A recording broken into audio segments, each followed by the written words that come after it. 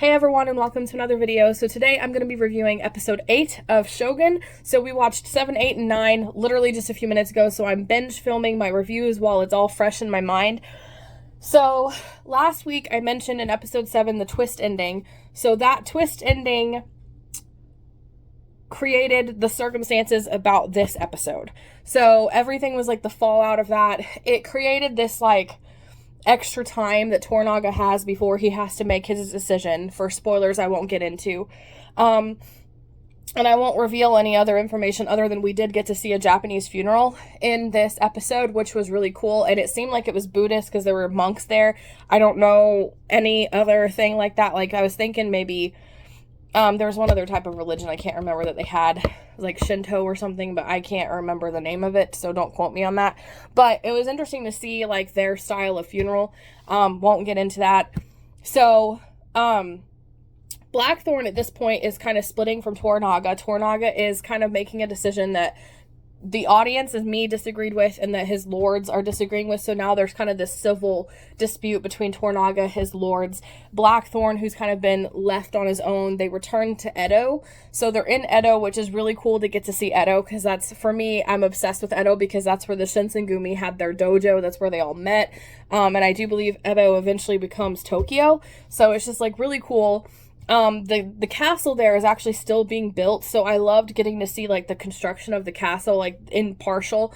So Blackthorn is doing his own thing, and he tries to reunite with his crew, and it's not really a spoiler to say that his crew is being held here, and so you have his reunion with his crew, which I won't tell you guys how that goes, but it was interesting, and I wasn't expecting it.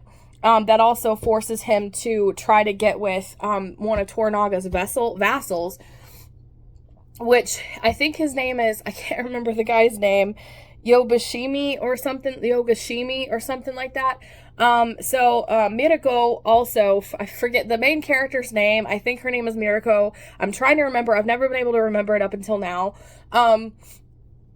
So there's her, and then, yeah, basically just the fallout from the last episode. And a lot of the circumstances within, like, the aftermath of last week. So I'm going to be talking about spoilers here. So if you don't want to hear them, then jump to this time, and I'll put a logo here and let you guys know when you can come back. So, spoiler talk. Last episode, at the end of episode 7, basically what's happening is the lords are forcing Toranaga to surrender. Toranaga's brother betrayed him, and they were surrounded, so it forced him to make a decision, either fight or surrender. He chose to surrender, so a lot of his vassals and his lords do not agree with that, and so his son went to go attack his brother, but in the attack his son tripped and hit his head and died. That was the twist ending at the end of last week. So in this week, he goes to Edo to mourn his son, and the mourning period is like 49 days, so he has 49 extra days before they'll force him to surrender so he can mourn his son. Well, Toranaga's gotten sick, so he doesn't even attend his own son's funeral, and the funeral that we get to see in the show is actually his son's funeral. So the lords, a lot of his lords are disagreeing with him about surrendering. And so there's that contention on what he's planning, and if he's planning anything and surrendering, and how he could do this. Because when he surrenders, a lot of the lords are going to commit seppuku or have to die alongside him. So it creates this whole circumstance. But the thing is, his son's death and the funeral buys him an extra 49 days to make a decision or a plan or something. And so that's kind of where we're at as the audience. You guys can come back. This is non-spoiler talk.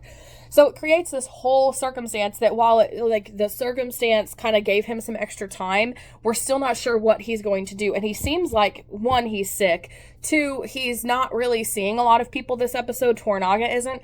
And 3, he kind of seems like he's making a decision that we, the audience, don't want him to make, and that a lot of his lords do not agree with. So at the end, he holds a meeting where I think the intention is to get him to have the lords all sign a paper saying they're going to surrender with him. And they don't like that.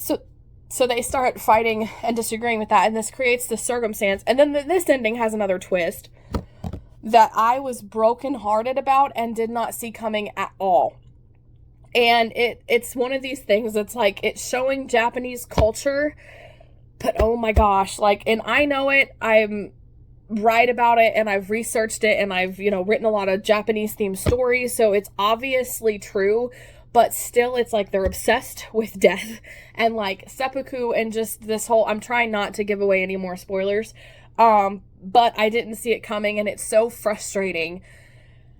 And then after that happens, it's revealed why, and the purpose behind it is revealed, and it made me hate it a lot less than I understood it, and I was kind of like mind blown, like, oh, but it's sad, but like, oh, that's how that's going to happen. And so it opens up the whole door for what is going to happen next. Are they going to enact Crimson Sky, and is Crimson Sky going to work, and what exactly is Crimson Sky? Is he going to go through with this, or is he going to do something else? And like, you know, are his lords going to turn against him now? Like, what's going to happen? Like, Blackthorn is already teaming up with Yobashime, or whatever his name is, one of Toranaga's vassals. And so they get in a ship and get ready to leave, and then Toranaga gives Mirako a mission. We don't know what it is, but basically whatever it is, she's going to get on the ship and head to Osaka with Blackthorn and Yobashime. So, or whatever his name is, Toranaga's vassal. So, and it's implied that Blackthorn and Yobashime are kind of going against Toranaga and going of their own fruition with their own business in mind. And I'm not exactly sure what they are planning. But Mirako has her own mission from Toranaga to achieve. And so that's kind of where this episode leaves us. So kind of like a lot of questions, and it's still keeping up with that suspense.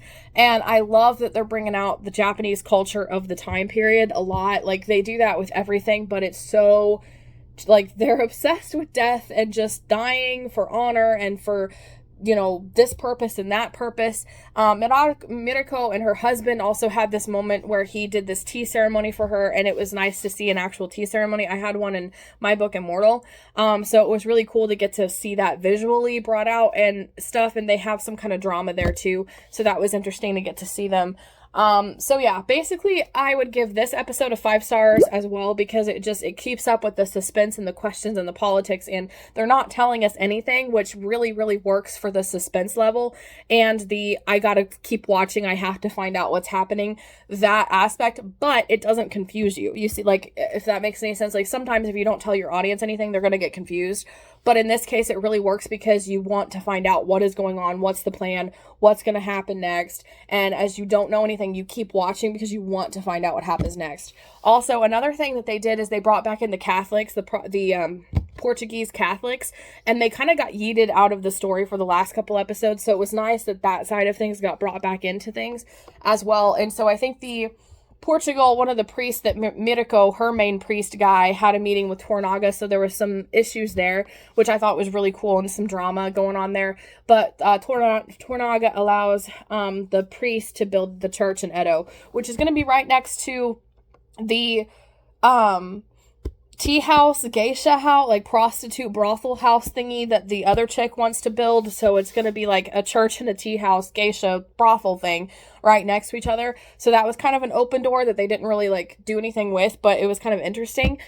So overall, 5 stars. I loved this episode 8 of Shogun. What did you guys think? Let me know in the comments below. And in the meantime, if you liked this video, please be sure to give it a like and subscribe for more writing and reading videos every Monday, Wednesday, and Friday. And click the notification bell so you never miss an episode. And then in the meantime, if you liked my review of episode 8 of Shogun, then check out my review of episode 9. It'll be here on the screen. Guys, it's good. Like, it is so good. You have to check out all my reasons why and all my thoughts in that video.